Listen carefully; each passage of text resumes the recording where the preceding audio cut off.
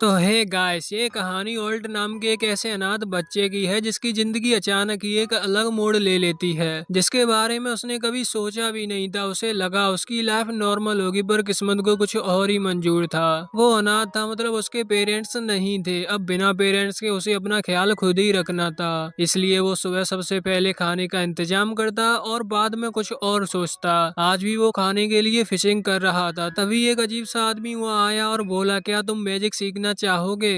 अब ऑल्ट के लिए ये सच में बहुत बड़ी बात थी। उसे भी एक मैजिशियन बनना था, पर वो एक कॉमनर है जिनके अंदर जब तक बचपन से ही टैलेंट न हो तब तक उन्हें कोई नहीं पूछता। यही वजह थी कि उसे भी अभी उस अजीब आदमी पर थोड़ा शक हो रहा था, लेकिन एट द एंड उसने भरोसा कर लिया और मैजिक सीखने के लिए हाँ कर दी। उस दिन के बाद ऑल्ट ने पूरे दिन एल्डस के साथ ट्रेनिंग करना शुरू कर दी। जैसे जैसे उसने मैजिक को जाना, वैसे वैसे उसका सपना बन गया एक पावरफुल मेज बनना। वैसे एक दिन एल्डस उसे फायर मैजिक सिखा रहा था, जो थोड़ा मुश्किल था, पर ऑल्ट ने हार नहीं मानी। पूरे दिन प्रैक्टिस करने के बाद आखिरकार उसने फायर स्पेल पर पूरा कंट्रोल पा लिया। हालांकि वो थोड़ा डिसअपॉइंटेड था, क्योंकि उसे पूरा एक दिन लग गया। इस पर एल्डस मुस्कुराकर कहने लगता है कि जिस स्पेल को तुमने एक दिन में सीख लिया, उसे अच्छे अच्छे मैजिशियन महीनों लगा देते हैं सीखने में। इससे ऑल्ट के चेहरे पर हल्की सी मुस्कान आ गई, लेकिन उसका जज्बा तो कुछ और ही था। उसने एल्डस से कहा कि वो और मैजिक सीखना चाहता है। एल्डस बोलता है कि आज के लिए इतना काफी है, चलो अब थोड़ी फिशिंग करते हैं। ऑल्ट को ये बात ज्यादा पसंद नहीं आई, क्योंकि वो जल्दी पावरफुल बनना चाहता था, या यूं कह लो कि मैजिक के बारे में और जानना चाहता था। पर इस पर एल्डस ने हंसते हुए कहा कि तुम में इनक्रेडिबल टैलेंट है ऑल्ट, अगर मैं भी तुम्हें ट्रेन ना करूं तो भी तुम एक दिन एक महान मेज बनते।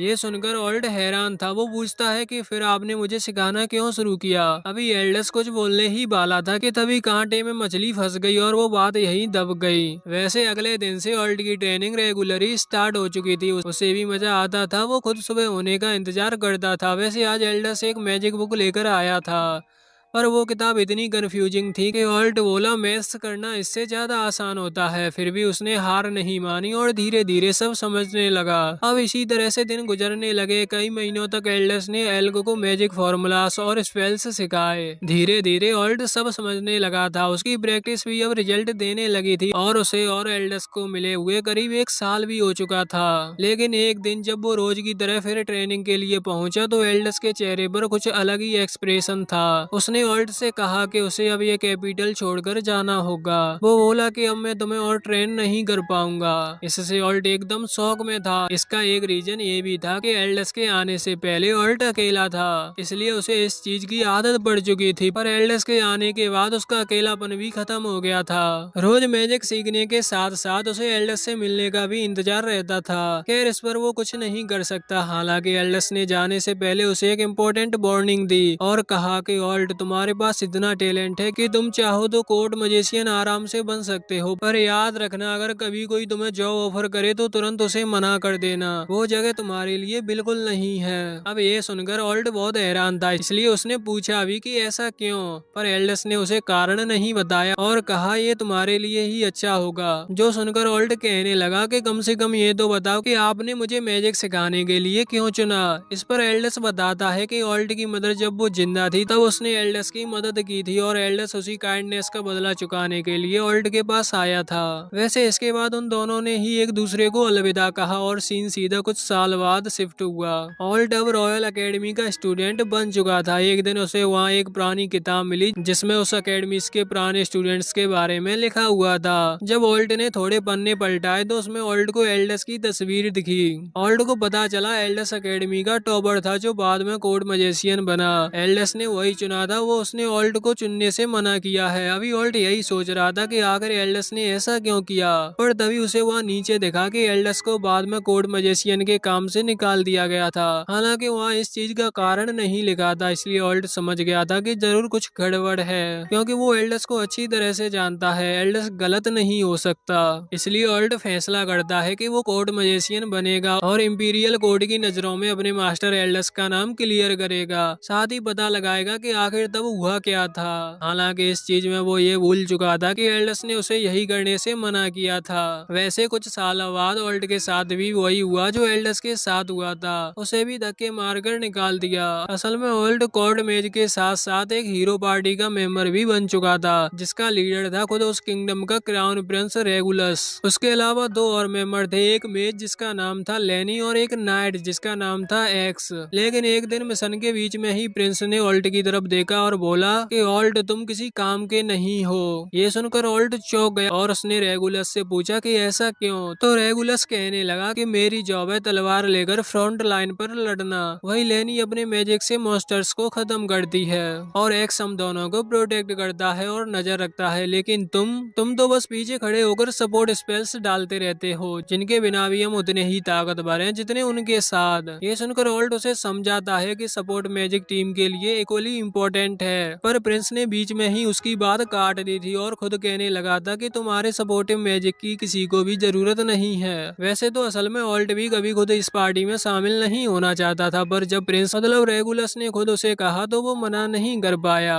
क्योंकि एक प्रिंस को ना करना बहुत गलत फैसला हो सकता था। खैर अब तो प्रिंस ही नहीं, लेनी और एक्स ने भी उसे यूजलेस कह दिया था, जबकि असली यूजलेस तो रेगुलस खुद है और यूजलेस के अलावा वो सबसे बड़ा बेवकूफ भी है। उसने रूल बना दिया कि कॉमनर्स वेपन्स नहीं रख सकते, क्योंकि उसे डर था कोई उसकी फेम चुरा न ले। तब ओल्ट ने उसे समझाने की कोशिश भी की थी। ओल्ट ने उसे समझाया कि इमरजेंसी के समय पर हर मेंबर के पास हथियार रहना जरूरी है, पर रेगुलस के पास दिमाग ही नहीं है जो वो खुद कुछ सोच सके। इसलिए आखिर में उसने ओल्ट को वहाँ से जाने का ऑर्डर दे दिया। ओल्ट अभी बहुत हैरान था, वो सोच रहा था कि मैंने इतना सब किया फिर भी आखिर में मुझे क्या मिला, इस तरह की बेइज्जती। अभी वो ऑर्डर्स, वो इंसल्ट, वो अन्याय सब उसके दिमाग में घूमने लगा था। लेकिन आखिर में उसने सब बोलने का सोचा, क्योंकि ये सब याद रखने से उसे कुछ नहीं मिलने वाला। वैसे भले ही उसे टीम से निकाल दिया था, लेकिन फिर भी उसके दिल में अभी भी लॉयल्टी बाकी थी। वो सोचता है कि चलो जाते जाते मैं अगर उनके काम आ सकता हूँ तो क्या तकलीफ है। ओल्ट ने मॉन्स्टर्स के अटैक पैटर्न्स और स्ट्रेटजीज को बहुत अच्छे से स्टडी किया था, जो देखा जाए तो खुद की स्ट्रेटजीज के लिए बहुत अच्छी नॉलेज साबित हो सकती है। इसीलिए उसने एक लेटर तैयार किया और सोचा कि इससे रेगुलस और उसकी टीम को लड़ने में हेल्प मिलेगी। लेकिन जब वो उस लेटर को देने के लिए कासल गेट पहुंचता है तो गार्ड्स उसे रोक लेते हैं और कहते हैं कि कोर्ट से ऑर्डर आया है कि ओल्ट तुमसे कोर्ट मेज का टाइटल छीन लिया गया है, अब बिना परमिशन तुम्हें अंदर नहीं जाने दिया जा सकता। अभी ओल्ट का इतना खतरनाक डाउनफॉल चल रहा था कि उसे भी यकीन नहीं हो रहा था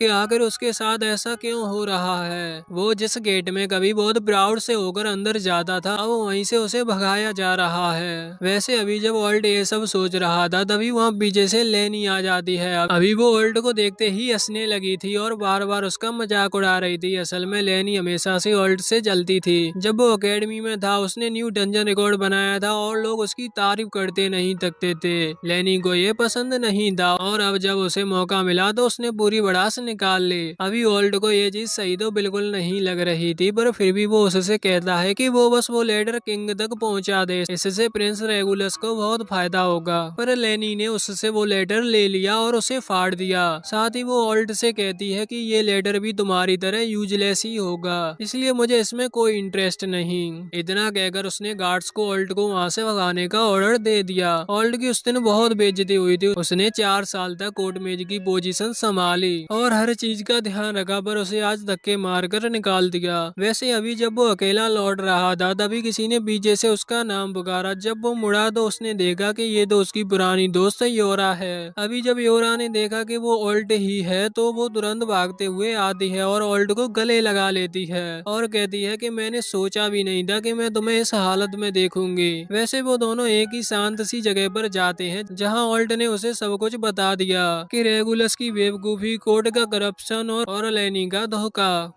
जो सुनकर योरा को भी गुस्सा आ गया था। वो कहने लगी कि मुझे ये गैलेना किंगडम शुरू से ही पसंद नहीं है। यहाँ नोवेल्स बस कॉमनर्स को नीचा दिखाते रहते हैं। ओल्ट को बात सही तो लगी, पर उसने योरा को समझाया कि वो थोड़ा धीरे बोले, वरना किसी ने अगर उनकी बात सुन ली तो ये दोनों फालतू में पेले जाएंगे। हालांकि योरा किसी से नहीं डरती, इसलिए उसने तो साफ कह दिया था कि यहाँ कोई नहीं है और होता भी तो भी उसे अब किसी से फर्क नहीं पड़ता। वैसे वो ओल्ट को समझाती है कि उसके साथ बुरा तो बहुत हुआ, पर शायद अब उसे फिर से एक नई शुरुआत करनी चाहिए। अभी ओल्ड को ये चीज समझ नहीं आई थी। जब वो इसका मतलब पूछता है तो योरा उससे कहती है कि हमें अपनी ही एक टीम तैयार करनी चाहिए। वो बोलती है कि हम दोनों मिलकर डंजन्स क्लियर करेंगे। अब ये सुनकर तो ओल्ड की खुशी का मानो ठिकाना ही नहीं था, क्योंकि उसे हमेशा से आजाद होना था। उसे लगने लगा कि शायद उसके साथ आज जो कुछ भी बुरा होगा वो बस कुछ अच्छा होने के लिए ही हुआ है। उसने तुरंत ही योरा के साथ एक एडवेंचर टीम बनाने के लिए हाँ कर दी थी। वैसे अब अगली सुबह ओल्ट और योरा अपनी नई जर्नी पर निकल चुके थे। उनकी डेस्टिनेशन थी सिटी ऑफ फेजल, एक ऐसी जगह जो फ्रीडम और इक्वेलिटी के लिए जानी जाती है। रास्ते में चलते हुए ओल्ड को बार बार अपने मास्टर एल्डस की बात याद आ रही थी। एल्डस ने ओल्ड को समझाया था कि कभी भी कोर्ट मेज मत बनना, वो जगह उसके लिए सही नहीं है, पर ओल्ड ने नहीं सुना। इसलिए अभी वो यही सोच रहा था कि अगर वो बात मान ली होती और कोर्ट मेज बनकर किंगडम के बारे में सोचने के बजाय खुद पर काम किया होता तो ना जाने अभी वो कहाँ होता। हालांकि अब ये सब सोचने का कोई फायदा नहीं है, इसलिए ओल्ड को ये सब भूलकर आगे बढ़ना होगा। वैसे अब सीन चेंज होकर वहाँ कैपिटल पर आता है, जहाँ प्रिंस रेगुलस अपने रॉयल हॉल में बैठा हुआ है और पूछ रहा है कि वो ओल्ड चला गया ना। ऐसा नहीं है कि उसे ओल्ड की याद आ रही हो, बल्कि वो तो बड़ा खुश होकर पूछ रहा था कि ओल्ड गया ना। असल में रेगुलस ने ओल्ड को अपनी टीम में सिर्फ इसलिए लिया था क्योंकि ओल्ड को मैजिक प्रोडिजी कहते थे, मतलब वो पर्सन जिसे चुना ही कुछ बड़ा करने के लिए गया हो। लेकिन रेगुलस को एक कॉमनर का टैलेंट बर्दाश्त नहीं था और ऊपर से एक प्रिंस की टीम में रहने से ओल्ड को बहुत ज्यादा रिस्पेक्ट भी मिल रही थी। अभी लेनी भी बीच में बोलने लगती है कि ओल्ड की जगह पर हम एक नॉर्मल मैच को रिप्लेस कर लेंगे और अब रेगुलस सबसे फास्ट डंजन क्लियर करने वाले हीरो बन जाएंगे। वैसे उन्हें नहीं पता था कि ओल्ड के बिना उनका डाउनफॉल स्टार्ट होने वाला है। वैसे कुछ दिन में ओल्ड और योरा फाइनली फेजल पहुंच चुके थे। योरा तो अभी बहुत ज्यादा एक्साइटेड थी। वो ओल्ड को बता रही थी कि ये सिटी बहुत अच्छी है, यहाँ कोई भेदभाव नहीं करता, चाहे नोबल्स हो या कॉमनर सब इक्वल है। अभी ओल्ड को इस बात पर यकीन ही नहीं हो रहा था। एक ऐसी जगह जहाँ कोई बड़ा छोटा न हो, ऐसा होना बहुत मुश्किल है। और तो और योरा ने बताया कि यहाँ वो अपने मैजिक को भी आजादी से यूज कर सकता है। उसे लग रहा था जैसे वो सच में किसी नई दुनिया में आ गया हो। वैसे योरा उसे बताती है कि अगर उसे एडवेंचर बनना है तो पहले गिल्ड रजिस्ट्रेशन करना होगा, जिसके बाद वो दोनों ही सीधा गिल्ड पहुंच चुके थे। हालांकि वहाँ रिसेप्शनिस्ट उन्हें बताती है कि वो अभी गिल्ड ज्वाइन करने के लिए क्वालिफाई नहीं है। ओल्ड थोड़ा कंफ्यूज था। वो पूछता है कि ऐसा क्यों, तो रिसेप्शनिस्ट ने बताया कि जो लेवल 30 से ऊपर के डंजन होते हैं उनके लिए स्पेशल लाइसेंस लगता है, जिसके लिए उनके पास कम से कम 2 साल का गिल्ड एक्सपीरियंस जरूरी है। वैसे ऐसा नहीं है कि योरा और ओल्ड एडवेंचर नहीं बन सकते, बल्कि रिसेप्शनिस्ट के कहने का मतलब यही है कि वो नॉर्मल 30 लेवल डंजन से कम के डंजन को ही एक्सप्लोर कर सकते हैं। अभी योरा उस रिसेप्शनिस्ट को मनाने की कोशिश तो कर दी है, पर इसका कोई फायदा नहीं था। उसने बताया कि ओल्ड पहले कोर्ट मेज रह चुका है, जिसका उसे अच्छा खासा एक्सपीरियंस है, पर रिसेप्शनिस्ट ने साफ मना कर दिया था। उसने कहा कि रूल्स सभी के लिए सेम ही है, अगर मैं आपको छूट दे दूं तो ये चीज बाकियों के साथ गलत होगी। योरा को भी ये चीज सही लगी, लेकिन उसे याद आया कि उसने अपनी एक दोस्त को पहले ही यहाँ परमिशन लेने के लिए भेजा था। लेकिन योरा को पता चला कि उसकी दोस्त केसा तो यहाँ आकर रिसेप्शनिस्ट से ही झगड़ पड़ी थी, मतलब अब इनकी कोई हेल्प नहीं कर सकता। अभी योरा थोड़ी नाराज तो थी, पर उसने ओल्ड की तरफ देखा और कहा कि कोई बात नहीं, अभी हम जितने लेवल तक अलाउड हैं डंजन्स को उतना ही एक्सप्लोर करेंगे। जिस पर ओल्ड ने कहा कि हाँ, मेरे हिसाब से भी यही सही है। वैसे कुछ टाइम बाद ओल्ड और योरा अपने पहले डंजन को एक्सप्लोर करने निकल पड़े थे। डंजन के अंदर अंधेरा था, साथ ही वहाँ का जो इटर्नल ऑरा था वो बहुत ज्यादा डेंस था और हर तरफ से एक अजीब सी कोल्ड वाइब आ रही थी। हालांकि इससे डरने के बजाय योरा और ओल्ट दो और ज्यादा एक्साइटेड हो चुके थे वहां अंदर जाने के लिए। वैसे अभी थोड़ी दूर चलते ही सामने कुछ रेड हॉर्नेट्स आ गए, जो अपने नॉर्मल साइज में नहीं थे। वो इतने बड़े थे कि किसी इंसान को इजीली उठाकर ले जाएं। योरा उन्हें देखते ही ओल्ट के साथ अपना इंचांटमेंट मैजिक कनेक्ट करती है, जिसके बाद ओल्ट की बॉडी मैजिक से ग्लो करने लगी थी। अभी ओल्ट ने अटैक कर कुछ हॉर्नेट्स वहीं मार दिए, पर उनकी गिनती बढ़ती ही जा रही थी। एक के बाद एक पूरा हॉर्नेट परिवार उन पर टूट पड़ा था। अभी योरा तो घबरा गई थी। उसे समझ नहीं आ रहा था कि आखिर एक लेवल 2 डंजन इतना हार्ड कैसे हो सकता है। नॉर्मल कम लेवल के डंजन में मॉन्स्टर्स होते हैं और उनकी गिनती कम होती है। अभी यहाँ तो आते ही उनकी मुलाकात जायंट मॉन्स्टर से हो गई, और वो भी इतने सारे। हालांकि वहाँ ओल्ड ये सब नहीं सोच रहा था, वो तो अभी सिचुएशन को एनालाइज कर रहा था। उसे लगता है उन्होंने हॉर्नेट के नेस्ट को डिस्टर्ब कर दिया है, इसी वजह से सारे हॉर्नेट्स बहुत ज्यादा गुस्सा हैं। वैसे उन्हें रोकने के लिए योरा ने तुरंत शील्ड समन की और आगे बढ़ गई, पर ऑल्ट उसे ऐसा करने से मना करता है और कहता है कि ये खतरनाक हो सकता है, हमें संभल कर आगे बढ़ना चाहिए। पर योरा को ये चीज इतनी पसंद नहीं आई। वो ऑल्ट से कहने लगी कि शायद तुम भूल चुके हो कि अब तुम वो कमजोर ऑल्ट नहीं रहे जिसे कुछ भी करने से पहले दूसरों से परमिशन लेनी पड़ती थी। अभी योरा की ये बात सुनकर ऑल्ट बहुत हैरान था। उसे वो दिन याद आ गए जब वो अपने मैजिक का इस्तेमाल करना चाहता था, लेकिन प्रिंस के ईगो के चक्कर में वो कभी अपनी रियल पावर यूज नहीं कर पाया। खैर अब कोई प्रिंस नहीं है और ना ही कोई रुकावट है। इसका मतलब ऑल्ट सच में आजाद है। उसने अपनी आंखें बंद की और खुद को प्रॉमिस किया कि अब वो और खुद को नहीं रोकेगा। अभी ये प्रॉमिस करते ही तुरंत उसने अपनी असली पावर अनलीश की। उसने अभी एक थंडर अटैक किया था जिसकी बिजली पूरे डंजन में फैल चुकी थी, जिससे हॉर्नेट्स का पूरा परिवार एक झटके में मारा गया। और फिर ऑल्ट ने योरा के साथ मिलकर एक और लाइटनिंग स्पेल कास्ट किया जो पिछले वाले से भी ज्यादा बड़ा था, जिस अटैक ने बचे हुए हॉर्नेट्स को भी खत्म कर दिया था। अभी योरा तो ऑल्ट से बहुत ज्यादा इम्प्रेस हो चुकी थी। वो यही कह रही थी कि वो यही तो चाहती थी, जिस पर ऑल्ट ने भी हंसते हुए कहा कि उसे भी आज बहुत ज्यादा मजा आ गया। उसने न जाने कितने समय बाद अपनी असली पावर यूज की है। हालांकि अभी ये लोग खुश हो ही रहे थे कि तभी अचानक जमीन हिलने लगी और जमीन में से एक बड़ा सा अर्थ बॉम्ब निकला, जिसने वहाँ आते ही सीधे योरा को पकड़ लिया। वैसे उस अर्थ बॉम्ब का साइज सच में बहुत ही ज्यादा बड़ा था और शायद यही कारण था कि वो जायंट हॉर्नेट तब उस डंजन से डरकर भाग रहे थे।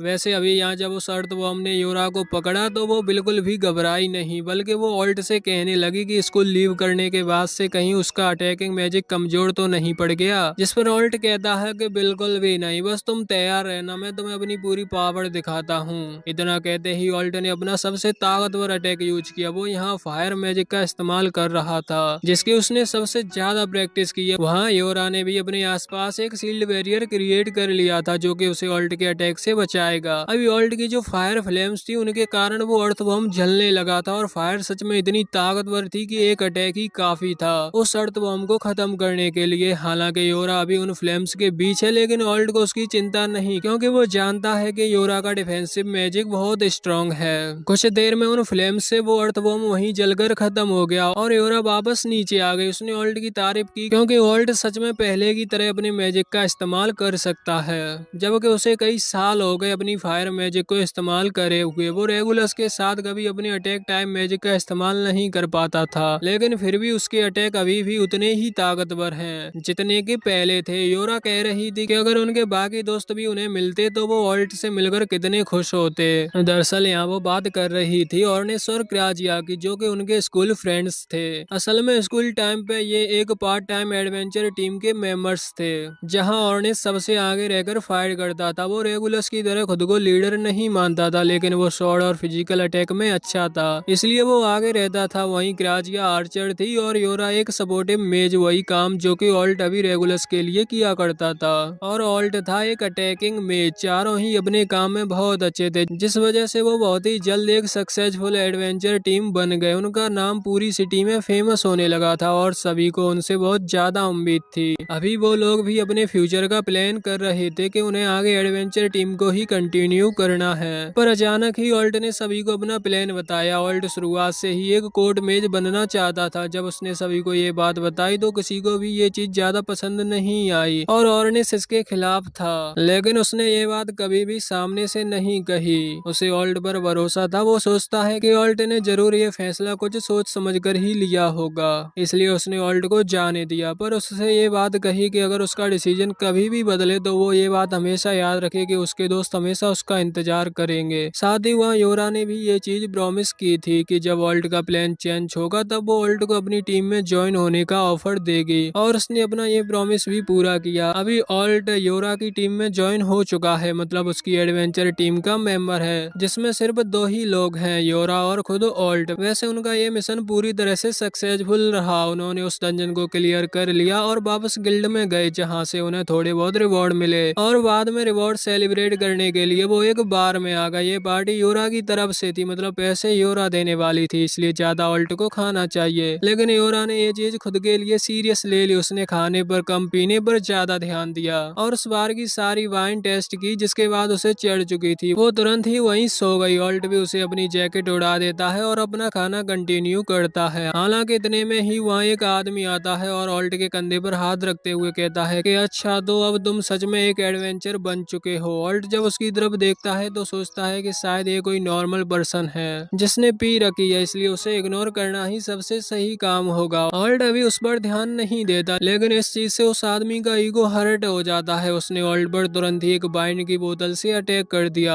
हालांकि ऑल्ट एक शील्ड क्रिएट करते हुए खुद को बचा लेता है और खुद भी हमला करने के लिए तैयार हो जाता है, लेकिन इतने में ही वो आदमी अपने पास से कार्ड निकालते हुए वहाँ टेबल पर रखता है। उसमें कुछ लिखा हुआ था। ऑल्ट अभी उस कार्ड की तरफ देख पाता जिससे पहले ही योरा की आंख खुली और उसने सामने देखा और कहा कि अरे गिल्ड मास्टर, आप यहाँ पर इतना कहकर वो फिर से सोने लगी थी। अभी ऑल्ट तो इस चीज से बहुत हैरान था। वैसे उस कार्ड पर यही लिखा हुआ था वो आदमी सच में गिल्ड मास्टर है, मतलब पूरा गिल्ड वही चलाता है। उसने ये चीज पहले से सुनी थी कि कोर्ट मजिशियन को निकाल दिया गया है, मतलब ऑल्ट को उसके काम से निकाल दिया गया और अब वो इस सिटी में एक एडवेंचर बनने के लिए आया है और अब ये चीज उसने खुद अपनी आंखों से देख ली। वैसे वो शुरुआत से ही ये चीज देखना चाहता था कि आखिर एक कोर्ट मजिशियन कितना ताकतवर होता है, इसलिए वो ऑल्ट का टेस्ट लेना चाहता है। वो ऑल्ट से कहता है कि क्या ऑल्ट ट्रेनिंग के तौर पर उसके साथ एक फ्रेंडली बैटल करेगा, जिसके लिए ऑल्ट ने भी हाँ कर दी थी। अभी जैसे ही ये बात वहाँ योरा के कानों में पड़ी तो उसकी सारी वाइन उतर गई, क्योंकि उसे गिल्ड मास्टर के बारे में सब कुछ पता है। हालांकि ऑल्ट इस गिल्ड मास्टर के बारे में सब कुछ नहीं जानता। जब वो वहाँ ट्रेनिंग सेंटर की तरफ बढ़े तो वहाँ पहुंचकर ऑल्ट को पता चला कि गिल्ड मास्टर का नाम है लेवियल, जो कि बहुत पहले एक एस रैंक की एडवेंचर टीम का हिस्सा रह चुका है। वो सच में बहुत ही ताकतवर है। हालांकि ऑल्ट इस चीज से डरा नहीं था। वो ये तो समझ गया कि लेवियल से लड़ना उसके लिए मुश्किल होगा, लेकिन ये ट्रेनिंग के लिए सबसे अच्छी चीज साबित हो सकती है। उसने भी खुशी खुशी इस चैलेंज को एक्सेप्ट किया और वहाँ लड़ने के लिए आगे आ गया। अभी ऑल्ट ने आगे बढ़कर पहले हमला नहीं किया, बल्कि लेवियल यहाँ ऑल्ट पर हमले अटैक करता है। जैसे ऑल्ट रोकने की कोशिश करता है, इस चीज के लिए ऑल्ट ने भी हमले किए थे, लेकिन ये लॉन्ग रेंज अटैक थे और कुछ ही लॉन्ग रेंज अटैक के बाद ऑल्ट समझ गया कि लेवियल के सामने लॉन्ग रेंज अटैक काम नहीं आने वाले। लेवियल के पास स्ट्रेंथ, मैजिकल पावर और एक्सपीरियंस तीनों ही ऑल्ट से ज्यादा है, मतलब वो हर चीज में ऑल्ट से आगे है। इसलिए फाइट अगर करनी है तो क्लोज रेंज में जाकर करनी होगी, क्योंकि तभी चांस है कि वो लेवियल को थोड़ा सा इंजर्ड कर पाए या फिर थका पाए। ऑल्ट ने तुरंत आगे बढ़कर हमला करने का फैसला किया, लेकिन वहाँ लेवियल ने तब कुछ इंचांटमेंट स्पेल्स कास्ट कर लिए थे, जिनकी वजह से उसकी स्पीड अब बहुत ही ज्यादा तेज हो चुकी थी। वो इतना ज्यादा तेज था कि ऑल्ट के लिए उसे देख पाना भी बहुत मुश्किल हो रहा था। जब लेवियल ने आगे बढ़कर हमला किया तो ऑल्ट ने एक शील्ड क्रिएट की, क्योंकि उसे नहीं पता था कि लेवियल कहां से अटैक करेगा, लेकिन किस्मत से उसकी शील्ड सामने ही कास्ट हुई। खैर वो शील्ड उसे बचा नहीं पाई, क्योंकि जैसे ही लेवियल का अटैक उस शील्ड से टकराया तो वो शील्ड टूट गई और ऑल्ट वहां से दूर फेंका गया। शील्ड की वजह से डैमेज कम हो चुका था, लेकिन दूर फेंकाने की वजह से ऑल्ट थोड़ा इंजर्ड जरूर हो चुका है। योरा को अभी ऑल्ट की चिंता हो रही थी, पर ऑल्ट ने सोचा कि कोई बात नहीं, कम से कम अब ये सेम अटैक उस पर काम नहीं करेगा। ऑल्ट को अपनी गलतियों से सीखने की आदत है। वैसे अब ऑल्ट आगे बढ़ता है और तुरंत ही अपनी मैजिकल पावर से एक स्पिरिचुअल स्वॉर्ड क्रिएट कर लेता है, जिससे वो क्लोज रेंज में फाइट करेगा। अभी जब वो आगे बढ़ रहा था तब उसने एक बहुत ही समझदारी वाला मूव खेला। उसने अपनी स्वॉर्ड से ना अटैक करते हुए एक थंडर अटैक क्रिएट किया, जो कि अचानक ही लेवियल के ऊपर चला दिया। उस थंडर अटैक की पावर वैसे तो ज्यादा थी, लेकिन लेवियल एक एस रैंक का एडवेंचर रह चुका है, इसलिए उसे उस अटैक से ज्यादा डैमेज नहीं पहुंचता। बस एक पल के लिए जब उसे झटका लगता है तब वो अचानक से एक जगह पर खड़ा रह गया था, जिस चीज का ऑल्ट ने फायदा उठाया और उस पर हमला किया, जिससे लेवियल थोड़ा सा इंजर्ड हो गया। वैसे लेवियल के पास कई सारे आर्टिफैक्ट भी हैं। उसने तुरंत ही उनमें से एक आर्टिफैक्ट को निकाला, जो कि कुछ अजीब से ग्लोव्स थे जिनको वो पहन लेता है। ये ग्लोव्स असल में उसकी पावर को बढ़ाते हैं और साथ ही साथ हर कुछ सेकंड में उसे हील भी करते रहते हैं। मतलब ऑल्ट जितनी देर लेवियल से लड़ाई लड़ेगा उतनी ही ऑल्ट के जीतने के चांसेस कम होते जाएंगे, क्योंकि ऑल्ट जब तक लड़ेगा तब तक उसकी पावर कम होगी। लेकिन वक्त के साथ साथ लेवियल धीरे धीरे अपनी पावर को हील करता जाएगा। अभी ऑल्ट सोच रहा था कि उसे अगर लेवियल को हराना है तो उसके नॉर्मल अटैक्स ही पावरफुल होने चाहिए, जिससे लेवियल्स को हील होने का मौका ही ना मिले। लेकिन अब सेम अटैक्स लेवियल पर भी काम नहीं करेंगे। ऑल्ट ने जब फिर से वो थंडर अटैक यूज किया तो वो लेवियल पर काम नहीं किया, उसे तो गुदगुदी सी हुई और वो हंसने लगा। हालांकि पहली बार से उसने ऑल्ट की तारीफ जरूर की थी, क्योंकि तब सच में वो लेवियल को टच करने में कामयाब हो चुका था। वैसे अभी फिर से ऑल्ट अपनी तलवार लेकर आगे बढ़ता है, जो देखकर लेवियल उस पर अटैक करता है, लेकिन ऑल्ट सामने से नहीं हटता। बस वो हल्की सी स्पीड इंक्रीज करता है और अपना अटैक लेवियल पर पहले ही चल देता है। अभी ऑल्ट की वो स्पिरिचुअल स्वॉर्ड लेवियल से टकरा चुकी थी, जिससे उसे थोड़ा सा डैमेज पहुंचा, लेकिन ऑल्ट भी यही ही चाहता था क्योंकि ऑल्ट भी उसी समय पर पीछे मुड़ चुका था। ऑल्ट ने फिर से अपनी तलवार से लेवियल को हिट किया। अभी ऑल्ट की स्वॉर्ड लेवियल की बॉडी से टच थी, जिससे उसे कंटिन्यूसली डैमेज पहुंचते जा रहा था क्योंकि वो एक एनर्जी से बनी हुई स्वॉर्ड है। लेकिन लेवियल एक बच्चे से नहीं आना चाहता, इसलिए उसने अपनी उन ग्लोव्स की पावर्स का इस्तेमाल करते हुए वहाँ एक बहुत ही तेज ब्लास्ट कर दिया। उसने जमीन पर जोर से दे मारा था, जिस वजह से वहाँ धमाका हुआ। अभी योरा इस लड़ाई को बहुत ध्यान से देख रही है, लेकिन उसके हिसाब से ये गलत है क्योंकि लेवियल एक गिल्ड मास्टर है। उसे एक हाल ही में बने एडवेंचर पर इतना सख्त नहीं होना चाहिए, वो भी सिर्फ ये साबित करने के लिए कि वो खुद ज्यादा ताकतवर है। वैसे वहाँ ऑल्ट अभी भी नहीं हारा था, जबकि वो अटैक बहुत खतरनाक था। ऑल्ट फिर भी अपनी तलवार को लेकर फिर से अटैक करता है। ये अटैक लेवियल को टच होता है और डिस्ट्रॉय हो जाता है। खैर, ऑल्ट के पास बस इतनी ही स्ट्रेंथ बची थी अटैक करने के लिए, इसलिए इस अटैक को यूज करते ही वो वहीं पर बेहोश होकर गिर गया। वैसे ऑल्ट के वहाँ गिरते ही लेवियल को भी अपनी गलती का एहसास हुआ। वो डिक्लेयर करता है कि इस लड़ाई को ऑल्ट ने ही जीता है और इसके इनाम के तौर पर वो ऑल्ट को डंजन पास देगा, मतलब वही 2 साल के एक्सपीरियंस वाला लाइसेंस, जिसके बाद ऑल्ट हाई लेवल डंजन्स में भी जा सकता है। वैसे उसी दौरान वहाँ ऑल्ट के पुराने दोस्त ऑर्निस की एंट्री होती है। अभी वो ऑल्ट को नीचे पड़ा देख थोड़ा सा हैरान था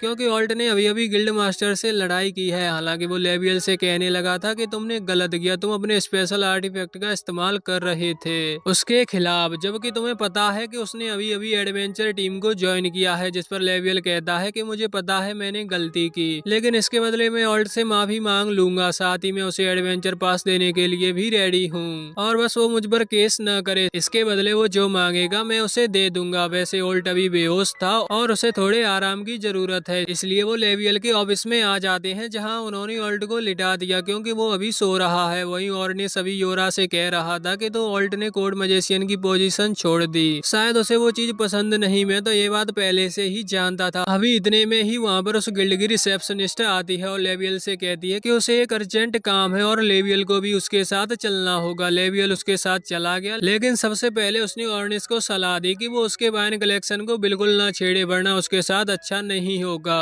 अभी ऑर्निस को जो करने का मना किया जाए उसे वही करना पसंद है, इसलिए उसने तुरंत ही एक बोतल खोली और उसका ढक्कन खोलकर रख दिया, जिससे लेवियल को लगे कि ऑर्निस उसकी फेवरेट वाइन पी गया। वैसे अभी जब लेवियल वहाँ से चला गया था तो योरा ऑर्निस को बता रही थी कि ऑल्ट ने वो कोड मेज का काम नहीं छोड़ा, बल्कि उसे निकाल दिया गया। ये चीज सुनकर ऑर्निस हैरान था। वो कह रहा था कि वो लोग ऐसा कैसे कर सकते हैं, हालांकि ऑल्ट ने करीबन 4 साल तक वहाँ काम किया था। इसी वजह से ऑर्निस हैरान था क्योंकि ऑल्ट एक कॉमनर है, उसे नोवेल्स के भी 4 साल तक रखा गया। ये कोई छोटी बात नहीं है। उसे निकालने के लिए भी उन्होंने बहुत बड़ा कारण लगाया होगा, लेकिन योरा उसे सारी सच्चाई बताती है कि किस तरह से ऑल्ट की पावर्स को दबाया गया, जिससे कि वो कभी भी प्रिंस रेगुलस से ज्यादा ताकतवर ना लगे। उसे टीम में भी एक सपोर्ट मेज के तौर पर रखा गया, जो कि गलत था। ये सुनकर ऑर्निस हैरान हो जाता है क्योंकि ऑल्ट की स्पेशलिटी तो एक अटैकिंग मेज की है, उसे अटैक स्पेल ज्यादा अच्छे से आते हैं। फिर भी वो वहाँ एक सपोर्ट मेज था, जिस पर योरा बताती है कि उसने अपना वो काम भी बिल्कुल परफेक्टली किया, लेकिन फिर भी उन्होंने उसे यूजलेस कहकर निकाल दिया। अभी ऑर्निस को इस चीज पर बहुत गुस्सा आ रहा था। वो तो चाहता था कि ऑल्ट को जागते ही तुरंत उस किंगडम पर हमला करते हुए रेगुलस को सबक सिखाए, लेकिन तब तक ऑल्ट की आंख खुल जाती है। वो ऑर्निस को समझाता है कि उन्हें ऐसा करने की जरूरत नहीं, क्योंकि ऑल्ट अपना पास्ट भुला चुका है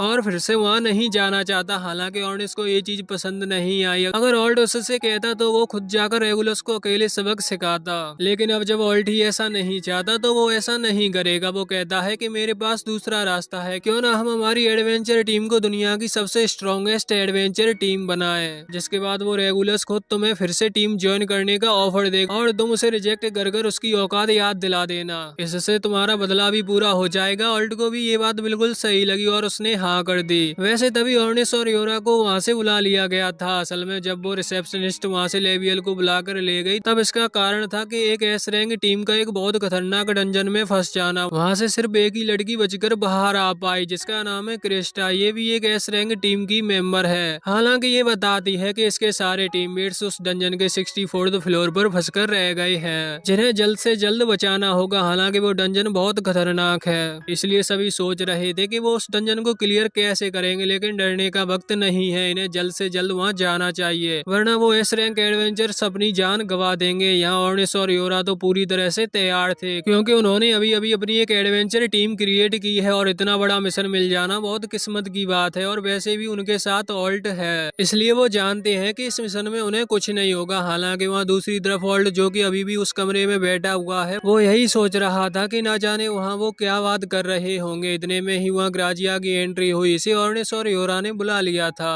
ये पहले स्कूल टाइम पर एक आर्चर हुआ करती थी, लेकिन बाद में इसने हीलिंग मैजिक डिस्कवर किया और अब ये हीलिंग मैजिक में मास्टर बन चुकी है। मुझे लगता है कि मुझे भी कोई ऐसी ही लड़की हील कर सकती है। खैर वहाँ जब वो ऑल्ट को अकेले बैठा हुआ देखती है तो उससे पूछती है कि वो यहाँ क्या कर रहा है। तो ऑल्ट बताता है कि वहाँ मीटिंग चल रही थी और वो अभी अभी यहाँ आया है, मतलब एक आउटसाइडर है, इसलिए वो वहाँ नहीं गया। इस पर ग्राजिया कहती है कि वो आउटसाइडर नहीं है, वो यहीं का है, वो बस आउटसाइड गया था और अब वो वापस घर लौट आया है, उसे ऐसा फील करने की जरूरत नहीं। इतने में ही उसने ऑल्ट के सर पर हाथ रखते हुए अपने हीलिंग मैजिक से उसे हील कर दिया। वैसे उसी दौरान वहाँ ऑर्नेस और योरा आते हैं और मीटिंग के बारे में बताते हैं। उन्हें एक बहुत पावरफुल डंजन में जाना है। उस डंजन को खतरनाक डंजन इसलिए भी माना जाता है क्योंकि वहाँ पर हीलिंग मैजिक काम नहीं आता। वहाँ लोग पोर्शंस या हीलिंग मेडिसिन के भरोसे जाते हैं। वहाँ के मॉन्स्टर्स ताकतवर हैं, जिनसे लड़ते वक्त कोई भी इंजर्ड हो सकता है, पर वहाँ हीलिंग मैजिक काम नहीं आता, इसलिए खुद को रिकवर करना बहुत मुश्किल है। अभी इस सब के बावजूद भी ग्राजिया वहाँ जाने के लिए तैयार थी। ऑल्ट ये देखकर हैरान था, पर ग्राजिया कहती है कि उसे पूरा भरोसा है कि ऑल्ट सब कुछ संभाल लेगा।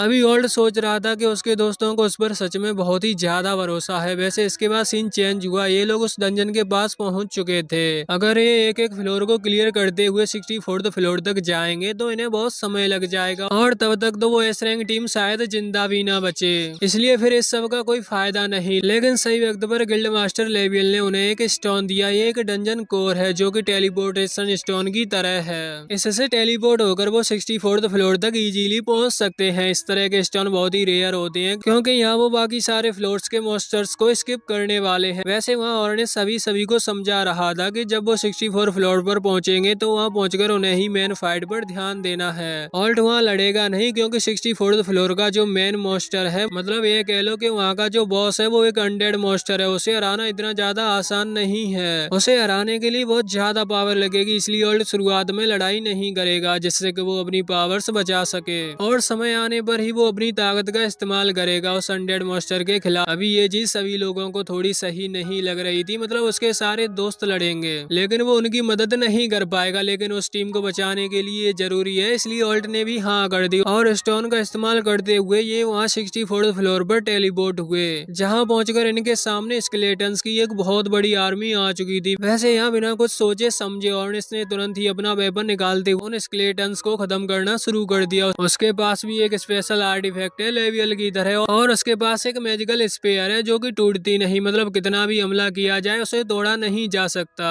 और ये चीज ऑर्नेस की फेवरेट है। वैसे अभी वो अकेले ही उन सभी स्केलेटन्स को खत्म करते जा रहा था। वहाँ योरा कहती है कि अगर वो चाहे तो वो उस पर एक स्पेल कास्ट कर सकती है जिससे उसकी पावर से इंक्रीज होंगी, लेकिन ऑर्नेस को उस स्पेल की जरूरत नहीं, वो अकेला ही उन स्केलेटन्स के लिए काफी है। अभी ऑल्ट भी इस चीज से इम्प्रेस था। वैसे वो और ग्राजिया आगे बढ़ रहे हैं क्योंकि ऑल्ट को अपनी पावर बचानी है, लेकिन अचानक ही ऑल्ट को कुछ महसूस हुआ और वो तुरंत ही पीछे पलटा। वहाँ पर कोई नहीं था, लेकिन फिर भी ऑल्ट ने तुरंत अपने थंडर मैजिक से वहाँ अटैक किया, जो देखकर उसके सभी दोस्त थोड़े से हैरान थे। वो ऑल्ट से पूछते हैं कि आखिर क्या हुआ, तो ऑल्ट बताता है कि उसने वहाँ किसी की प्रेजेंस को महसूस किया था। ऑर्नेस को ऑल्ट पर पूरा भरोसा है। वो कहता है कि क्या तुम वो करेक्ट जगह मुझे बता सकते हो, जिस पर ऑल्ट कहता है कि ये मुझे नहीं पता। हालांकि ऑल्ट ने तुरंत ही अपनी स्पिरिचुअल स्वॉर्ड लेकर फिर से अटैक किया और वहीं अटैक किया जहां से उसे वो एनर्जी महसूस हुई थी और उसके बाद उनके सामने आ गया एक ग्रिम रीपर जो कि बाकी स्केलेटन से बहुत ज्यादा ताकतवर है। ये इनविजिबल था इसलिए दिखाई नहीं दे रहा था। अभी ऑर्नेस ये चीज देखकर खुश हुआ कि ऑल्ट अभी भी एनर्जी सेंस कर सकता है, मतलब वो अभी बूढ़ा नहीं हुआ है। वो ऑल्ट की तारीफ करते हुए कह रहा था कि अच्छा है हम तुम्हें साथ लाए क्योंकि यहाँ के सारे मॉन्स्टर्स को मैं अकेले मार सकता हूँ, लेकिन बस वो मुझे दिखाई देने चाहिए और उन्हें देखने में तुम मेरी मदद करोगे। ऑल्ट ये चीज देखकर बहुत खुश था क्योंकि उसके पुराने टीममेट्स को उस पर उतना भरोसा नहीं था, इसलिए वो उसे हमेशा पीछे रखते थे, लेकिन ये दोस्त उस पर आंख बंद कर भरोसा करते हैं। ऑल्ट ने तुरंत ही अटैक करते हुए उस ग्रिम रीपर को खत्म कर दिया। वैसे बाद में उसे पता चला कि योरा और ग्राजिया दोनों ही इनविजिबल मॉन्स्टर्स के बारे में जानते हैं, मतलब उन्हें पता है कि इस तरह के फ्लोर पर इनविजिबल मॉन्स्टर्स भी अपीयर होते हैं, लेकिन उन्होंने ये चीज ऑल्ट को नहीं बताई जिससे ऑल्ट ये चीज खुद फाइंड करे। हालांकि ऐसा करने को ऑर्नेस ने कहा था और शायद यही कारण था कि ग्राजिया बिल्कुल ऑल्ट के साथ साथ चल रही थी जिससे कि कोई इनविजिबल मॉन्स्टर ऑल्ट पर अचानक हमला न कर दे। वैसे इसके बाद इन्होंने आगे बढ़ना शुरू किया और इनके सामने फिर से स्केलेटन की एक बहुत बड़ी आर्मी आ गई। उन स्केलेटन्स को देखते ही फिर से ऑर्निस ने आगे बढ़कर उन पर हमला करना शुरू कर दिया। यहाँ ऑल्ट भी मदद कर रहा था, लेकिन वो अपने ज्यादा पावरफुल अटैक्स का इस्तेमाल नहीं कर रहा था कि अपनी पावर्स को स्टोर कर सके। खैर वहाँ दूसरी तरफ योरा भी आगे बढ़ी, लेकिन ये भूल गई कि वो इस तरह के अटैक टाइम मैजिक में इतनी भी अच्छी नहीं है। उसे उन स्केलेटन्स ने घेर लिया था, इसलिए वो वहाँ से पीछे हटने की कोशिश कर रही थी। जो चीज देखते हुए ऑल्ट को भी अपनी पावर्स का इस्तेमाल करना पड़ा। उसने एक थंडर स्पेल कास्ट किया, जो कि इतना खतरनाक था कि उस स्पेल ने वहाँ के सारे स्केलेटन्स को खत्म कर दिया। हालांकि ऑर्निस उससे पूछता है कि आखिर ऑल्ट हर बार अपने थंडर स्पेल्स का इस्तेमाल क्यों कर रहा है, क्योंकि स्कूल के टाइम पर वो अपने हर टाइप के मैजिक स्पेल्स का इस्तेमाल करता था। जिस पर ऑल्ट जवाब देता है कि इसका कारण वह मेरी पुरानी टीम है। वहाँ ऑल्ट को हमेशा पीछे रखा गया और दूसरी तरफ रेगुलस, जो कि बेवकूफ था, वो हमेशा आगे बढ़कर अचानक हमला कर देता। इस वजह से कई बार मदद करने के लिए ऑल्ट को स्पेल कास्ट करने पड़ते। उन सभी स्पेल्स में से थंडर स्पेल्स ही ऐसा है जो कि सबसे फास्ट कास्ट किया जा सकता है। इसी वजह से उसकी आदत बढ़ गई थंडर स्पेल्स कास्ट करने की। वैसे अभी जब वो ये सब बातें कर रहे थे, तभी उन्हें अचानक से किसी की प्रेजेंस महसूस हुई। वो चारों ही समझ गए कि ये जरूर इस डंजन बॉस की प्रेजेंस है। मतलब यहाँ उन्हें डायरेक्शन मिल चुकी थी कि अब उन्हें किस तरफ आगे बढ़ना है। उन सभी में ऑर्निस सबसे तेज दौड़ता है, मतलब कि वो सबसे आगे रह सकता है, और ऑर्निस को भी ये चीज सबसे ज्यादा पसंद आई। वो तुरंत ही सीधा आगे की तरफ भाग पड़ा। यहाँ बाकी तीनों अपने मैजिक की मदद से गायब होकर आगे बढ़ रहे थे, जिससे रास्ते में किसी मॉन्स्टर से उन्हें ना टकराना पड़े और सीधा बॉस तक पहुंचा जा सके। कुछ देर बाद वो वहाँ पहुंचे जहाँ पर ऑर्निस उनका इंतजार कर रहा था। अभी वो डंजन पूरी तरह से बदल चुका था, मतलब वो एक अलग इलाके में आ चुके हैं, जो कि उस डंजन का शायद नेक्स्ट फ्लोर या वही 64th फ्लोर का फाइनल लेवल है। वहाँ आकर अभी ऑर्निस नीचे की तरफ देख रहा था, क्योंकि वो एक पहाड़ी पर है। जब वर्ल्ड देखता है तो वहाँ उसे एक दूसरा एडवेंचर दिखाई देता है। इसका नाम लोकी है और ये उसी एस रैंक एडवेंचर टीम का सपोर्ट मेज है, जिस टीम को बचाने के लिए ये लोग यहाँ पर आए हैं। अभी लोकी के पीछे एक मॉन्स्टर भाग रहा था, जो कि सच में बहुत ताकतवर है। अब ये चीज मैं पक्के से तो नहीं कह सकता कि यही इस डंजन का बॉस है, क्योंकि बाद में कुछ भी हो जाता है और फिर मुझे लगता है कि मैंने गलत एक्सप्लेन कर दिया। अभी के लिए हमें बताया गया कि ये मॉन्स्टर सच में बहुत ज्यादा ताकतवर है। लोकी भी उससे डरकर भाग रहा था। वैसे ऑर्निस उसकी मदद करने के बजाय उसे भागते हुए देखकर एंजॉय कर रहा है, जो चीज ऑल्ट को थोड़ी अच्छी नहीं लगी। ऑल्ट कहता है कि हमें उसकी मदद करनी चाहिए, पर ऑर्निस कहने लगता है कि कोई जरूरत नहीं, इस लड़के को कोई पसंद नहीं करता, ये सभी से बहुत बदतमीजी से बात करता है, ये एक एस रैंक टीम का सपोर्टिव मेज है, ऐसी चीज का ऐसे बहुत घमंड है। अभी जब ऑर्निस ये सब कह रहा था तो वहाँ से लोकी ने भी सारी बातें सुन ली थी। वो ऑर्निस से कहता है कि ध्यान रखना, अगर मैं यहाँ मारा गया तो हर रात तुम्हें आकर डराऊंगा। जिस पर ऑर्निस कहता है कि कोई बात नहीं, तुम जरूर आना, मैं तुम्हारा इंतजार करूंगा। अभी जब लोकी यहाँ ऑर्निस से बात करने में लग गया तो अचानक से उसका पैर फिसला और वो जमीन पर गिर पड़ा। इससे उस मॉन्स्टर को हमला करने का समय मिल चुका था। ऑल्ट तुरंत ऑर्निस से कहता है कि हमें कुछ करना होगा, लेकिन इतने में ही अचानक से वहाँ उस मॉन्स्टर के पैर के नीचे एक मैजिक सर्कल एक्टिवेट हुआ, जो कि एक फॉर्मेशन था। उस फॉर्मेशन के कारण एक फायर ब्लड निकलकर सीधा उस मॉन्स्टर के आर पार चला गया। साथ ही अचानक से वहाँ और कई सारे फॉर्मेशन एक्टिवेट होने लगे थे। लोकी एक सपोर्टिव मेज है, इसलिए उसे इस तरह के कई सारे फॉर्मेशन क्रिएट करने आते हैं। उसने ये एक ट्रैप तैयार किया था और वहाँ भी वो जानबूझकर गिरा था। ये चीज ऑर्निस, क्राची और योरा तीनों ही मानते हैं कि लोकी बहुत ही बदतमीज है, लेकिन वो एक बहुत ही अच्छा स्ट्रेटेजिस्ट मेज है, मतलब वो स्ट्रेटजी बनाने में बहुत अच्छा है। अभी जब वो मॉन्स्टर उन फायर पिलर्स के बीच गिर चुका था, तब लोकी उसे देखकर हंस रहा था। अचानक वहाँ बहुत ही तेज एनर्जी रिलीज हुई, ऐसा लग रहा था जैसे वो मॉन्स्टर मारा जाएगा, लेकिन उसकी हार्ड बॉडी ने उन फायर पिलर्स को सह लिया और वो उस अटैक से आजाद हो गया। जिसके बाद उसका सीधा हमला लोकी की तरफ था, क्योंकि लोकी कुछ ज्यादा ही हंस रहा था। लेकिन अब समय आ चुका था लोकी को बचाने का। ऑर्निस सबसे तेज है, इसलिए वो सबसे पहले आगे बढ़कर लोकी को उठाकर वहाँ से दूर भागता है। इधर ऑल्ट, क्राची और योरा अलग डायरेक्शन से उस मॉन्स्टर पर अटैक करते हैं, जिससे वो उसका ध्यान अपनी तरफ खींच सके। वो मॉन्स्टर पहले तो उनकी तरफ मुड़ चुका था, लेकिन अभी भी उसका मेन टारगेट लोकी है, क्योंकि वो उससे बदला लेना चाहता है। हालांकि ये चीज ऑर्निस को भी पता है, इसलिए वो तुरंत लोकी को यहाँ क्राचिया के ऊपर फेंकते हुए कहता है कि इसे दूर लेकर जाओ, तब तक मैं इस मॉन्स्टर को संभालता हूँ। अभी लोकी तो इस चीज से बहुत गुस्सा था। वैसे वहाँ ऑर्निस योरा से कहता है कि उसे जितने भी सपोर्टिव स्पेल्स कास्ट करने आते हैं वो उन सभी को उस पर कास्ट कर दे, क्योंकि वो इस मॉन्स्टर को खत्म करके ही रहेगा। योरा ने भी ऐसा ही किया, उसने दुनिया भर के सपोर्टिव स्पेल्स कास्ट कर दिए, जिनके बाद ऑर्निस की पावर, स्पीड और स्ट्रेंथ सब बहुत ही ज्यादा बढ़ चुकी थी। वो पूरी रफ्तार में वहाँ उस मॉन्स्टर पर हमला करने के लिए आगे बढ़ता है। अभी उसके अटैक ताकतवर तो बहुत थे, लेकिन वो मॉन्स्टर इतना ज्यादा स्ट्रॉन्ग है कि वो उन अटैक्स को भी सह गया और उसने ऑर्निस को पीछे हटा दिया। साथ ही अब वो ऑर्निस पर हमला करने वाला था। ऑर्निस जमीन पर गिर चुका था, इसलिए योरा तुरंत उसके पास आई उसे बचाने के लिए। जब वो मॉन्स्टर हमला कर रहा था तो योरा ने एक शील्ड क्रिएट कर ली, लेकिन उस मॉन्स्टर के अटैक के सामने वो शील्ड ज्यादा देर तक नहीं टिक पाई और आखिर में डिस्ट्रॉय हो गई। लेकिन तब तक ऑल्ट अपने स्पेल कास्ट कर चुका था। वहाँ दूर से अभी ग्राजिया भी ये सब देख रही थी और साथ ही लोकी भी ये सब देखकर खुश था कि ऑल्ट फिर से यहाँ लौट आया है। वो भी एक कोड मजिशियन की पावर देखना चाहता है। वैसे ऑल्ट ने वहाँ पहले ही खुद को साबित कर दिया था, क्योंकि एक जीनियस मेज के लिए 3 से 4 फॉर्मेशन स्पेल एक टाइम पर कास्ट करना बहुत मुश्किल होता है। लेकिन ऑल्ट ने 20 स्पेल एक साथ कास्ट कर दिए उस मॉन्स्टर के ऊपर। ये बहुत ही ज्यादा खतरनाक थे। अभी जैसे ही वो स्पेल्स पूरी तरह से कास्ट हुए तो अचानक उनसे इतनी ज्यादा थंडर एनर्जी निकलना शुरू हुई, जो कि उस मॉन्स्टर को खत्म करने के लिए काफी थी। लेकिन लास्ट वाले ब्लास्ट से पहले ही उस मॉन्स्टर ने खुद को पीछे हटा लिया, जिस वजह से वो उस अटैक को भी सर्वाइव कर गया। जिसके बाद वो अब ऑल्ट पर हमला करने के लिए आगे बढ़ रहा था, लेकिन ये देखते ही ऑर्निस ने ग्राजिया को ऑर्डर दिया और ग्राजिया ने दूर से ही एक तीर चलाया। ये पूरी तरह से मैजिक से भरा हुआ था। अभी जैसे ही वो तीर वहाँ जाकर उस मॉन्स्टर को हिट हुआ तो उसके आसपास इतनी एनर्जी फैल गई कि उसके आसपास देख पाना मुश्किल था।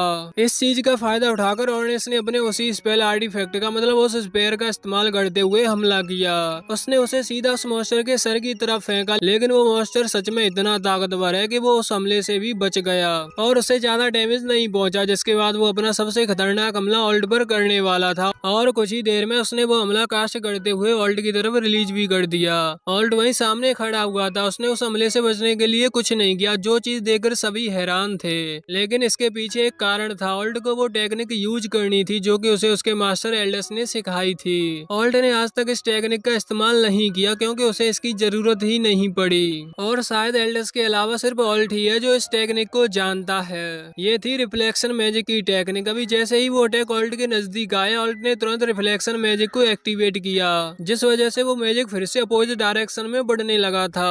मतलब अब वो खुद उस मॉन्स्टर की तरफ बढ़ रहा था। जैसे ही वो अटैक उस मॉन्स्टर से टकराया तो वहाँ एक धमाका हुआ। वो मॉन्स्टर खुद भी अपने अटैक के लिए तैयार नहीं था, इस वजह से अब वो कमजोर पड़ चुका था। इसी चीज का फायदा उठाते हुए ऑर्निस ने उसके सर को अलग कर दिया और यहाँ इनकी जीत हुई। वैसे अब ग्राजिया और लोकी भी यहाँ इन लोगों के पास आ चुके थे। लोकी ऑल्ट की पावर से बहुत ज्यादा इम्प्रेस था। वो कह रहा था कि तुम सच में कोर्ट मेज बनने के लायक हो, तुमने तो कमाल ही कर दिया। लेकिन ऑल्ट उसे शुक्रिया तो कहता है और साथ ही साथ ये भी बताता है कि अब वो एक कोर्ट मेज नहीं है, उसे निकाल दिया गया। लोकी ये सुनकर बहुत हैरान था। वो कह रहा था कि आखिर उस किंगडम के लोग कितने बेवकूफ होंगे जो उन्होंने ऑल्ट जैसे टैलेंट को निकाल दिया। ऑल्ट उनके लिए कितना फायदेमंद साबित हो सकता था, हालांकि ये उन लोगों की बेवकूफी है। अभी के लिए इन्हें फाइनल बॉस की तरफ बढ़ना होगा, जो सुनकर सभी हैरान हो गए, क्योंकि उन्हें भी यही लग रहा था कि इतना पावरफुल मॉन्स्टर ही यहाँ का बॉस हो सकता है। पर लोकी बताता है कि ये बॉस नहीं था, हालांकि ये सेकंड बॉस था। दरअसल इस डंजन पर 2 फाइनल बॉस थे और इस बॉस का तो आईक्यू ही कम था। इसी वजह से लोकी ने फैसला किया कि इसे वो अकेला संभालेगा और उसकी टीम तब तक उस दूसरे बॉस को संभालेगी जो कि सबसे ज्यादा ताकतवर है। वो एक आर्मर्ड नाइट है और जैसा कि इन लोगों को पता है कि ये डंजन एक अनडेड डंजन है और यहाँ उसका बॉस भी एक अनडेड मॉन्स्टर है, तो जरूर वो आर्मर्ड नाइट किसी तरह की सोल के कंट्रोल में है। इसी वजह से उसे हराना और ज्यादा मुश्किल है। अभी लोकी ऑल्ट से पहले ही बहुत ज्यादा इम्प्रेस था, इसलिए वो ऑल्ट को एक स्पेशल आर्टिफैक्ट गिफ्ट में देता है, जो देखकर सभी हैरान थे, क्योंकि लोकी कभी किसी को कुछ फ्री में नहीं देता। वो जरूर इसके पीछे कोई इंटेंशन रखता होगा। जब उन्होंने ये बात कही तो लोकी हंसते हुए कहने लगा कि बिल्कुल, मैं फ्री में किसी को कुछ नहीं देता, लेकिन अभी मेरे दोस्त प्रॉब्लम में है, इसलिए मैं ये ऑल्ट को दे रहा हूँ और साथ ही साथ इसे लेने के लिए ऑल्ट को मेरी एक और बात माननी होगी। और वो बात है कि ऑल्ट उस बॉस के सामने जीरो मैजिक इस्तेमाल करे।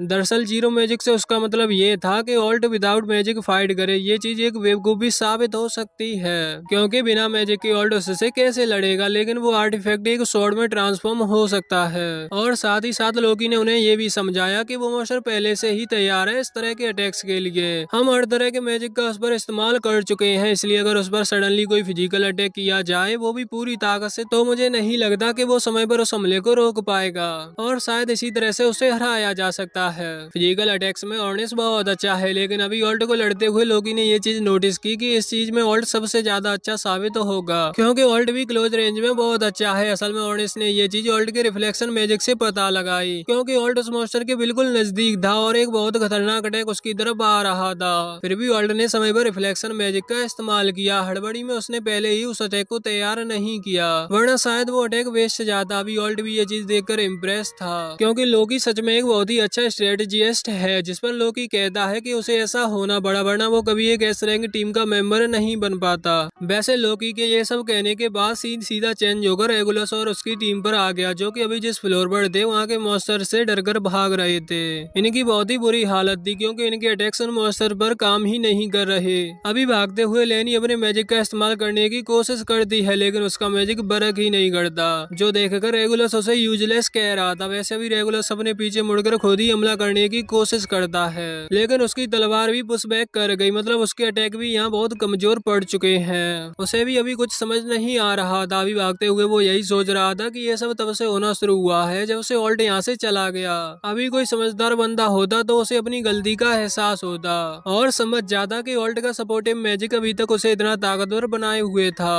लेकिन वो बेवकूफ ये सोच रहा था कि शायद ऑल्ट ने उस पर कोई बंगाली जादू कर दिया है, जिस वजह से वो कमजोर हो चुका है। अभी उसे अपने अंदर कमजोर इतनी ज्यादा महसूस होने लगी थी कि वो वहीं गिर गया, लेकिन उसका दूसरा टीममेट उसे उठाकर किसी तरह से उस डंजन के बाहर सेफली ले आता है। अभी डंजन से बाहर निकलते ही पहले तो रेगुलस ने अपनी थोड़ी मरहम पट्टी करवाई और बाद में अपने किंगडम के एक नोबल मजिशियन जिसका नाम वोल्कन है उससे मिलने पहुंच गया। वो वोल्कन से कह रहा था कि वोल्कन उस पर मैजिक से पता लगाए कि क्या उस पर किसी तरह के बंगाली जादू का इस्तेमाल किया गया है। लेकिन जब वोल्कन ने ये चीज पता लगाने की कोशिश की तो उसे ऐसा कोई भी स्पेल उस पर महसूस नहीं हुआ। जो सुनकर रेगुलस हैरान था। वो कह रहा था कि ऐसे कैसे हो सकता है, फिर बाकी में इतना कमजोर कैसे पड़ गया।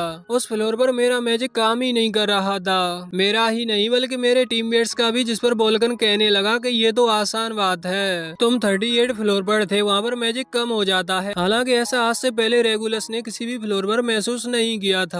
37 फ्लोर तक उन्होंने सारे फ्लोर्स इजीली क्लियर किए। इसके पीछे सीक्रेट था ऑल्ट जो कि उनके साथ था, लेकिन 38 फ्लोर पर वो उनके साथ नहीं था। इसी वजह से उनकी इतनी बुरी हालत हो गई। अभी वोल्कन भी यही समझाने की कोशिश कर रहा था कि ऑल्ट के सपोर्टिंग मैजिक के कारण ही वो इजीली फ्लोर क्लियर करते जा रहे थे, और ऑल्ट खुद भी अकेले 68 फ्लोर तक पहुंच चुका है। इसका मतलब उसके लिए ये सारे फ्लोर्स कोई बड़ी बात नहीं थी, वो सिर्फ उनकी हेल्प कर रहा था। लेकिन रेगुलस ये बात मानने को तैयार ही नहीं था। उसके हिसाब से एक कॉमनर कभी इतना स्ट्रांग नहीं हो सकता। खैर इतने में ही वहाँ पर एक गार्ड आ गया जो कि रेगुलस को अपने साथ चलने को कहता है। असल में रेगुलस को उसके फादर मतलब खुद किंग बुला रहे हैं ऑल्ट से रिलेटेड कोई बात करने के लिए। अभी रेगुलस को पूरा भरोसा था कि उसके फादर उसी को सपोर्ट करेंगे, लेकिन ऐसा कुछ भी नहीं था। जब रेगुलस वहाँ पहुंचा तो किंग उसे एल्डर्स की स्टोरी सुनाने लगे।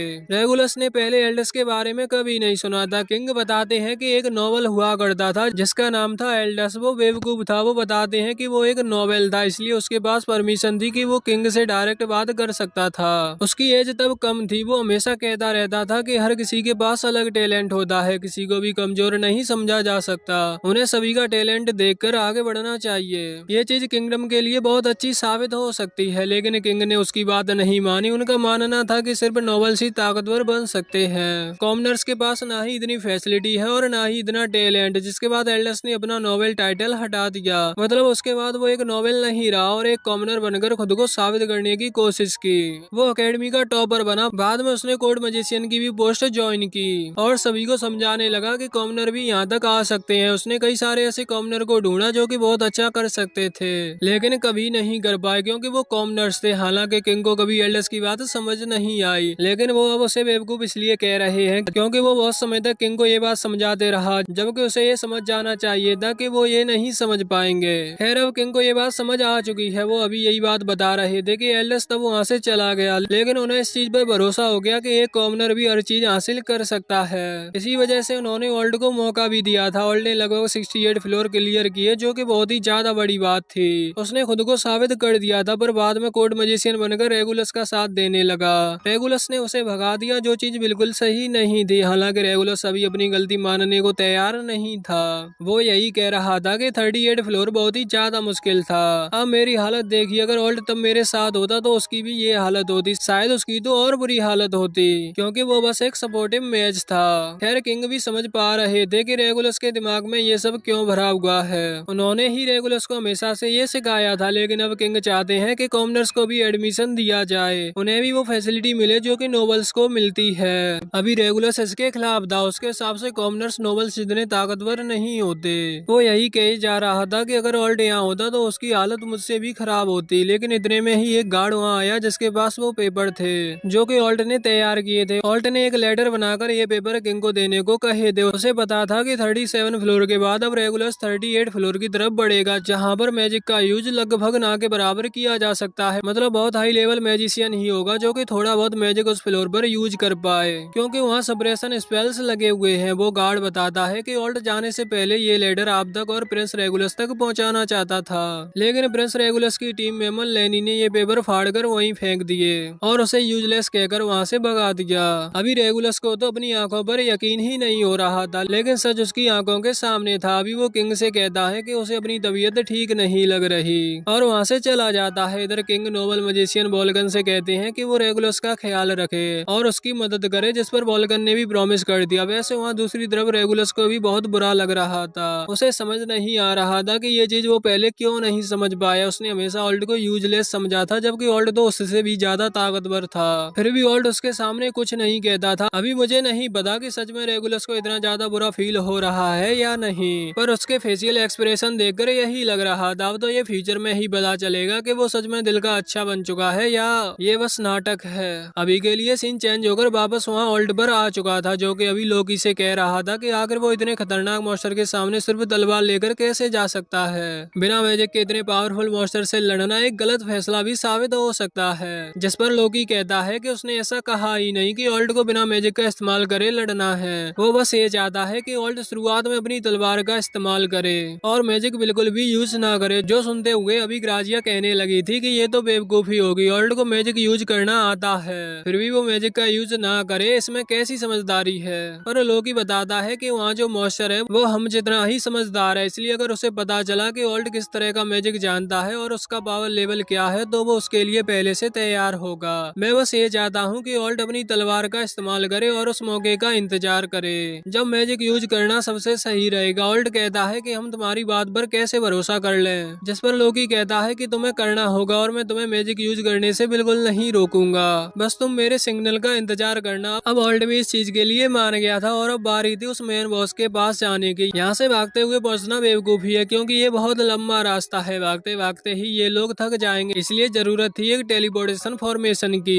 इनमें से वो किसी को बनाने नहीं आता, सिर्फ लोकी को आता है। लोकी बताता है कि वो फॉर्मेशन क्रिएट तो कर लेता, लेकिन अभी वो अकेले नहीं कर पाएगा, इस चीज में उसे ग्राजिया की मदद की जरूरत है। न जाने वो ग्राजिया से बार बार मदद क्यों मांग रहा है, पर ग्राजिया का दिल बहुत ही ज्यादा बड़ा है, इसलिए उसने मदद के लिए हाँ कर दी। अभी वो बैठकर फॉर्मेशन बना रहे थे। ऑल्ट तो ये देखकर हैरान था कि लोकी उनके सामने टेलीपोर्टेशन फॉर्मेशन क्रिएट कर रहा है, क्योंकि ये चीज बहुत ही ज्यादा सीक्रेट होती है और खतरनाक होती है। ये नॉलेज हर किसी के पास होना सही नहीं। वैसे ऑल्ट यहाँ योरा से पूछता है कि क्या लोकी पर भरोसा किया जा सकता है, जिस पर योरा कहती है कि उसे लोकी की पर्सनैलिटी नहीं पसंद, लेकिन भरोसे के हिसाब से उस पर भरोसा किया जा सकता है। मतलब वो ऐसा नहीं है कि उन्हें धोखा दे। आज से 2 साल पहले एक बहुत पावरफुल डंजन रेड हुई थी, जहाँ लोकी की स्ट्रेटजी की वजह से ही पूरी टीम डंजन क्लियर कर पाई थी। वो डंजन बहुत ही पावरफुल था, मतलब उसे नॉर्मली बिना स्ट्रेटजी के पार करना नामुमकिन था, लेकिन लोकी की स्ट्रेटजी ने वो साबित कर दिखाया। वैसे वहाँ वो टेलीपोर्टेशन फॉर्मेशन एक्टिवेट हो चुका था। लोकी सभी को उस फॉर्मेशन के अंदर आने की कहता है और बताता है कि ये फॉर्मेशन सीधा उन्हें उस बॉस के सामने टेलीपोर्ट कर देगा, इसलिए वहाँ पहुँचते ही सभी लोग लड़ने के लिए तैयार रहे। अभी जैसे ही उसको एक्टिवेट किया गया तो वो सभी वहाँ से गायब होकर सीधा उस हेल में पहुँच गए जहाँ वो मॉन्स्टर था। अभी लोकी के टीम वाले भी वहाँ उससे फाइट कर रहे थे। वहाँ 3 मेंबर थे, वो तीनों ही बहुत ज्यादा थक चुके थे, मतलब वो लड़ने की हालत में नहीं थे, लेकिन फिर भी उन्होंने किसी तरह से उस बॉस को संभाले रखा। यहाँ इन लोगों के आते ही सबसे पहले ऑर्नेस आगे बढ़कर उस नाइट पर हमला करता है, मतलब उस मेन बॉस पर, जिसके कारण बाकियों को समय मिल जाता है पीछे हटने का। अभी लोकी और ग्राजिया मदद कर रहे थे उन लोगों को दूर ले जाने में, जिससे कि वहाँ ले जाकर वो हील कर सकें। वैसे भी हीलिंग मैजिक काम नहीं आएगा, इसलिए पोर्शंस का इस्तेमाल करना पड़ेगा। इधर ऑल्ट भी आगे बढ़ चुका था उस नाइट पर हमला करने के लिए। नॉर्मली सीधा हमला नहीं किया जा सकता, क्योंकि वो बहुत ताकतवर है और ऑल्ट को मैजिक का इस्तेमाल नहीं करना है, इसलिए सही मौका देखकर ऑर्निस ने अटैक किया। जब वो नाइट हवा में जंप करने की कोशिश करता है तो ऑर्निस उसके कपड़े पर अपनी तलवार लगा देता है, जिससे वो नाइट छलांग नहीं लगा पाता और इसी चीज का फायदा उठाते हुए ऑल्ट पीछे से आकर उसकी गर्दन अलग कर देता है। ये चीज इन्हें पहले से पता थी कि यहाँ जितने भी नाइट उन्हें मिले हैं वो कोई पर्सन नहीं है, मतलब कोई इंसान नहीं है जिसकी फिजिकल बॉडी हो, वो बस डंजन की एनर्जी पर काम कर रहे हैं। इसका मतलब सर अलग कर देने से भी कोई फर्क नहीं पड़ने वाला, और अगर फर्क पड़ता भी तो यहाँ के डंजन बॉस का सर अलग करना इतना ज्यादा आसान नहीं होता। अभी वो लोग देखते हैं कि उस नाइट के सर में कई सारे टेंटिकल्स निकल रहे हैं और मैजिकल एनर्जी पहले से ज्यादा इंक्रीज हो चुकी है। वो बॉस अचानक से फिर से हवा में आता है और बहुत ही पावरफुल अटैक ऑल्ट की तरफ करता है, जिसे ऑल्ट ने अपनी तलवार से रोक लिया था। लेकिन वो नोटिस करता है कि उस बॉस की पावर और ज्यादा इंक्रीज हो चुकी है, मतलब पहले वो अपनी कम पावर यूज कर रहा था इन लोगों को उस पर हमला करने का मौका देने के लिए। ऑल्ट समझ चुका था कि ये लड़ाई अब और ज्यादा मुश्किल होने वाली है, लेकिन फिर भी उसने अपनी तलवार से उस नाइट को रोक रखा था। वहाँ दूसरी तरफ योरा इस वक्त जितने हो सके उतने मैजिक स्पेल्स कास्ट कर रही थी ऑर्निस पर, जिससे ऑर्निस की ताकत को इंक्रीज किया जा सके। जैसे ही वो सारे स्पेल कास्ट हुए तो ऑर्निस ने आगे बढ़कर अपने स्पीयर से हमला किया और उस बॉस को दूर फेंक दिया। यहाँ उसने ऑल्ट को बचा लिया था, मतलब ऑल्ट को बॉस का हमला नहीं रोकना पड़ेगा।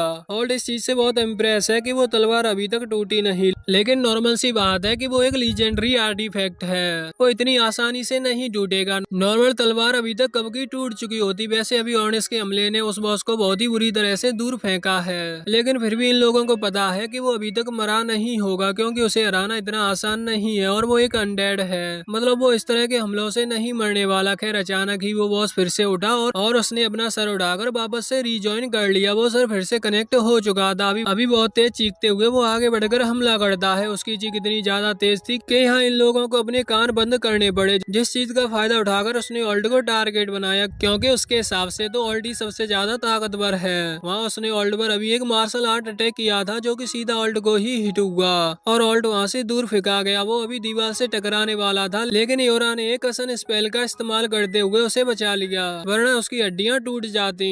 ऑल्ट भी इस अटैक से बहुत ज्यादा इम्प्रेस था। वैसे वो लोकी से पूछता है कि आखिर उसे और कितनी देर तक अपनी तलवार से लड़ना होगा, जिस पर लोकी कहता है कि बस कुछ देर और, उसकी प्रिपरेशन पूरी हो चुकी है, बस ऑल्ट को 5 मिनट और उस बॉस को संभालना है। अभी ऑल्ट नोटिस करता है कि वहाँ ऑर्निस की हालत भी खराब है, क्योंकि वो बहुत देर से उस बॉस को रोके हुए है, इसलिए ऑल्ट भी आगे बढ़ गया। वो दोनों मिलकर कुछ देर और लड़ते हैं और उसे संभालते हैं। लगभग 5 मिनट कंप्लीट हो चुके थे। वहाँ लोकी उन्हें बताता है कि प्रिपरेशन पूरी हो चुकी है और समय आ चुका है प्लान शुरू करने का। असल में उसने बहुत सारे फॉर्मेशन क्रिएट कर लिए हैं जो कि वो अलग अलग जगह पर प्लेस करने वाला है, जिससे कि एक ट्रैप तैयार किया जा सके।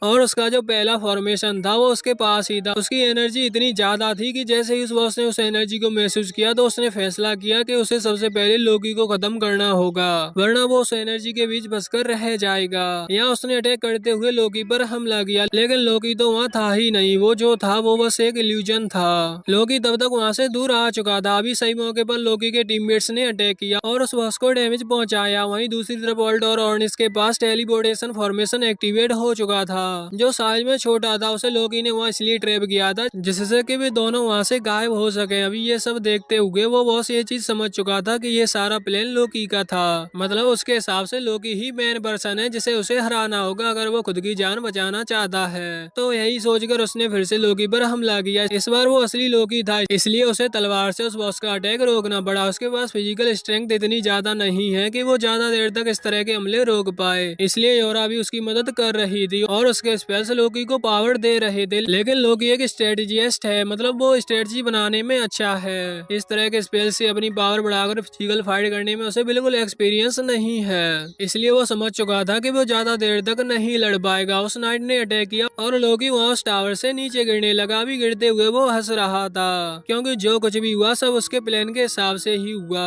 वो वहाँ से ऑल्ट से कहता है कि अब तुम्हारी बारी है, मैंने जो कहा था वो कर दिया, ये वो सब कमजोर हो चुका है, अब तुम्हें अपनी पावर दिखानी होगी। उसके इतना कहते ही ये पार्ट यहीं पर खत्म हो गया। और गाइस इस वीडियो पर अच्छा सपोर्ट करिए, हम इसका अगला पार्ट जल्दी लेकर आएंगे।